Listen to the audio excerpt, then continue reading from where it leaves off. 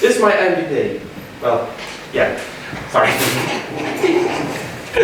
Okay. This is my... Thank you, Andrew. Let's try this again. This is my MVP animation project. My name is Ethan Reed. My student number's there, and it's Greystone or Light-Road. Those are the names of the two individual projects. Move on, please. Idea number one, Greystone. Greystone is a dark fantasy focusing on the negative emotions, states of mind of the characters as they collide in conflict. Light-Road is a happy slice of life animation of Felix, an anthropomorphic human, as he walks from his home to school, bumping into friends and enemies. Move on, please. And much like this picture, is me. Okay. Ideas for this? For Greystone, I'm thinking I'm going to... Oh, God damn it. For Greystone, I've already started doing a storyboard for both projects. Specifically focused on Greystone, it's going to be a more complicated version, focusing on multiple miniature animations, detailing fight scenes, emotional landscapes, and just overall different techniques of animation. With this one, I'm trying to push how far I can actually go with creating a dark fantasy and still keeping it visually good. How I'm going to record my project is, when I'm at home, I'm going to be using OBS to record my progress as I do the art side of it. Because I scan my work onto the computer, and then I use Photoshop Script or whatever program I have on hand, as I then convert it into an image on the computer. Past that, I'll be taking it to school and animating it here using different programs if necessary. For example, like, or any Adobe program. One of the programs I'm using is After Effects because it does have kind of a nice sheen to it. For the audio aspect for these, I'm going to be mostly focusing on, for Greystone, a more emotional aspect where the words tie into the events and it adds more drama to it. Each one of these projects is an OP, an animated opening which you see on most projects. For researching this, I'm researching other types of shonen dark fantasy openings. A way of recording this is through screenshots when I animate, showing the progression over time. How I'm going to evaluate myself is at the end of each week I write down a short little paragraph about what I did during the week and how I think I can improve my project, as well as showing my work to other professional animators, art workers and members of the class. But it is the same for Light-Road as well. Each project is different in its own way. For example, as Greystone is multiple parts animated separately, put together afterwards, Light-Road is one continuous animation of him just walking to school. So in its own aspect, Light-Road has its own difficulties. Each project has emotional significance to myself personally. Greystone is something I've been working on story-wise for ages, at least 2 to 3 years. As Light-Road is a story that my friend made and I've been helping him write. My friend, who goes by the internet name of Felix Florence, is going to be doing the music for both projects, and he has been communicating with me constantly over Skype. He states that at current date he has most of the music done, he's just doing it bit by bit when he has time. And I'm going to get him to sign a form saying that I can use his music. Move on, please. This is Greystone. This is what I'm going to be using an example to show my work. This is one of the things I've done recently, if you play on the video.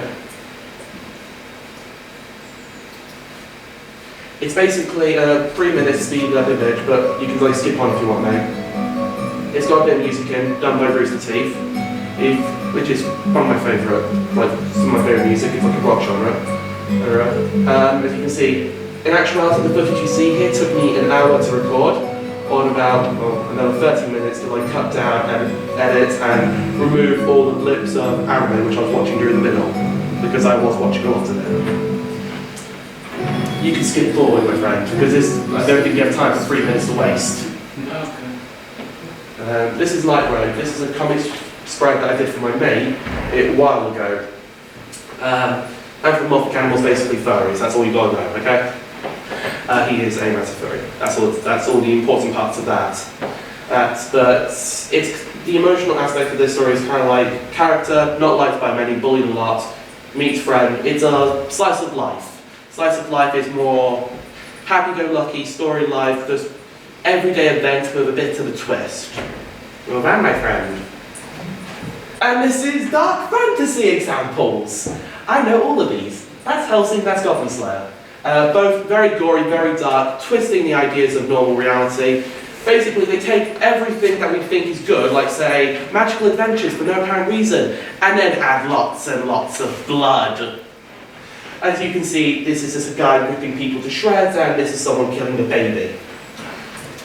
Move on, please. Oh, activated, they work here. Yeah, she's empty. And he's just had blood splatters. There you go. What do you think? Actually, something funny. When I was putting this together, that wasn't it wasn't working in the program, so it's going to appear again but bigger. So please scroll up. There you go. You can get a really good look at her head. It's really empty. Move on, please.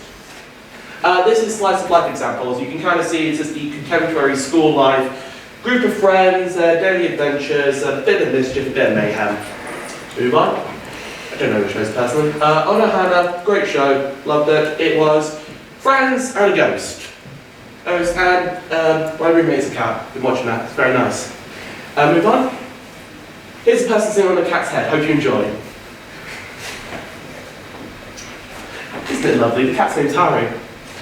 It means sun, and the guy's name is Moon. There you go. Move on. This is the long piece of information I have to read out extremely quickly. So if anyone wants me to go over this, I will again. Okay, from the beginning. Why is this work important or significant? It's not really, but okay. Through contextual research, I found that action is one of the most popular genres of animation. Good examples of these are the Japanese series My Hero Academia, released in 2016, and the Western series Voltron, released in 2016 as well. The main focus of these series is the hero's journey. Archetypes are the main staple of these action shonen genre, each taking a different direction. My Hero using the underdog storyline, and Voltron using the team drama style. Proof of My Hero's popularity is the article from comic book anime, which talks about the collab between My Hero Academia and Marvel, where the hero collaboration is here, leading all the advertisements for the collab to, quote, My Hero Academia has also done special trailers for Avengers Infinity War. The trailer in question can be found by Googling it. Quickly following the action genre is the supernatural genre. Examples of this could be the Japanese series Ichi Makes Us Bright, one of my favourite series of all time, released in 2017, and the Western series Avatar, The Last Airbender, a classic from my childhood, 2003. Both series use forms of magic systems, which is integrated into the core of the series, and both are well-written stories. The popularity of the genre is based on the escapism and overall the over-the-top aspects of the genres. They allow people to see the world where the fantastic is normal and where the underdog, the character the audience relates to the most, is able to accomplish anything. The main focus of Greystone Project is on action and dark fantasy, following the stories of revenge, growth and friendship.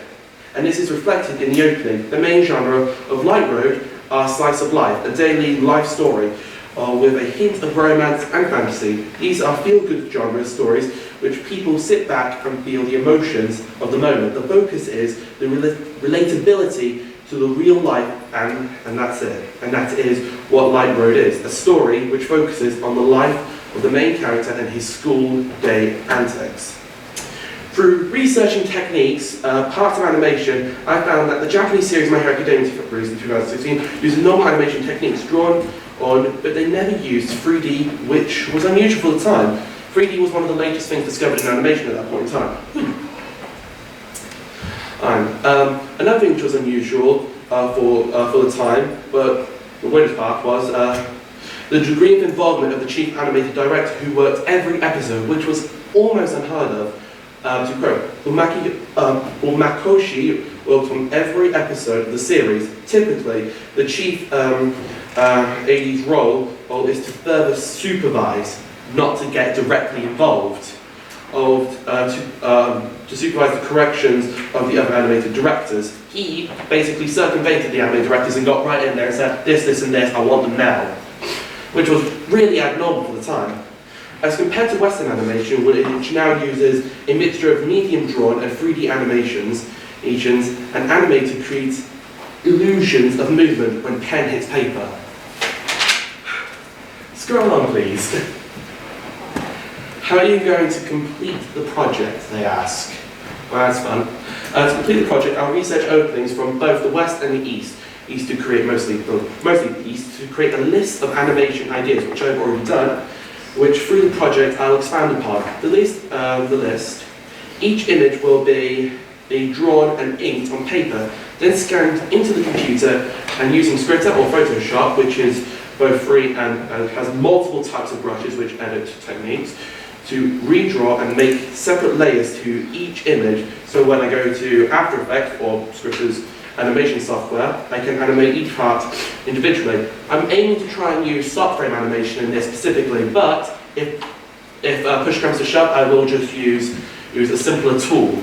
But I'm aiming to use frame by frame. Where are we? Separate layers. Each image, so when I go After Effects, the animation is easier to do.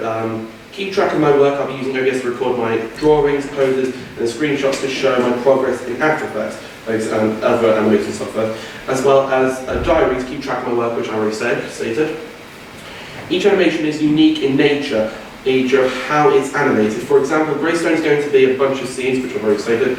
A bunch of scenes, each animated, delicate pieces put together, and then it's going to be more action-based, and it's going to be more, if I was going to say mad in its style of animation, as Light Road is going to be more gentle and more slow, more peaceful. It's not going to have verbal music, it's just going to have a soundtrack to it.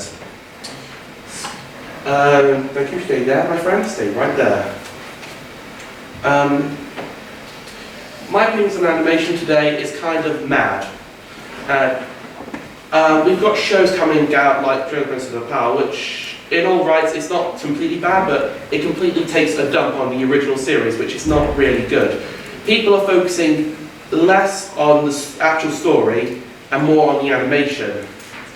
To quote John Lasseter, if you're sitting in your minivan playing your computer animated film for your children in the back seat, is it the animation that's entertaining you as you drive and listen? No, it's the storytelling. That's why we put so much importance on story. No amount of great animation will save a bad story. This is the guy in question. He looks great, doesn't he? Go on. And next, please. Now it's time for you guys to choose my form of suffering.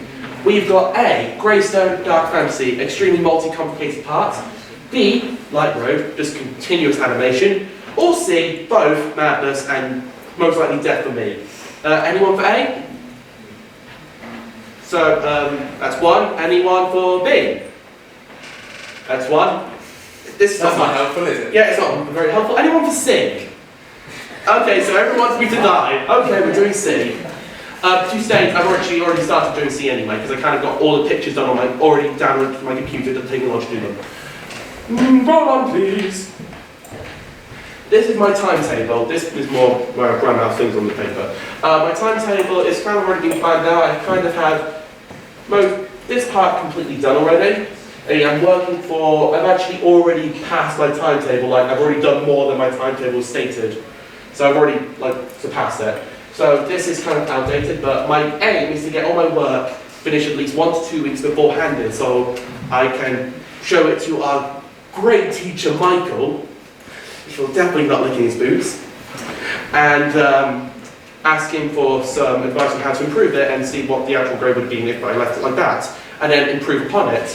To improve my work further, I'm part of a group online, a Facebook group, which is called That One Art Group, which is full of animators, professional artists, which I'll be giving my work to and asking for feedback, and I will be generally asking the draft man for help as well. Okay, and yeah, the camera won't catch that, very good. Scroll on, please. Thank you for listening. Now, licensing. Yeah. yes, thanks for the licensing. Please, give me. Thank you. Questions? Any questions? Please give me questions. I tortured most of you with questions. Come on, get your revenge. Anyone? Cowards. Okay, so you've got these two ideas.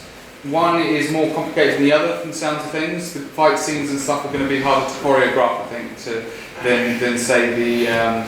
I wouldn't say that. They're both complicated in their own right. Greystone is more complicated in the sense that it has more moving parts. But Light Road has its equal amount of complication because it may sound simpler, but you've got to make each piece move as well at the same time because it's one continuous scene. It is one long picture which is going to be moving along with him as he moves. So he's going to be standing here and he's going to be animating like he's moving like that. But what's really moving is the background and the characters in the background.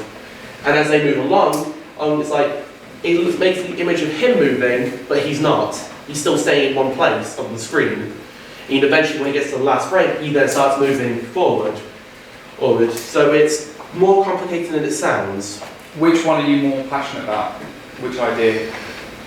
If I was being completely honest, I'd have to say Greystone. That's the one. That's kind of like more of my child rather than Franklin's. Franklin is more like, the reason I'm doing Light Road is more of a kicking his ass because he's kind of depressed. He needs to up his spirits. I would say go with the one you're most passionate with and concentrate on that rather than spreading yourself too thin across two ideas. Go with the Greystone one because that's the one that you really want to do. Yeah. So I would say it's more like if do that and then if you've got time, that's there's no reason you can't also do the other one. Yeah, that's what I'm aiming for. It's like if I've got time, concentrate on the one first and then move. Yeah, that's what I'm aiming for. I think you've covered everything.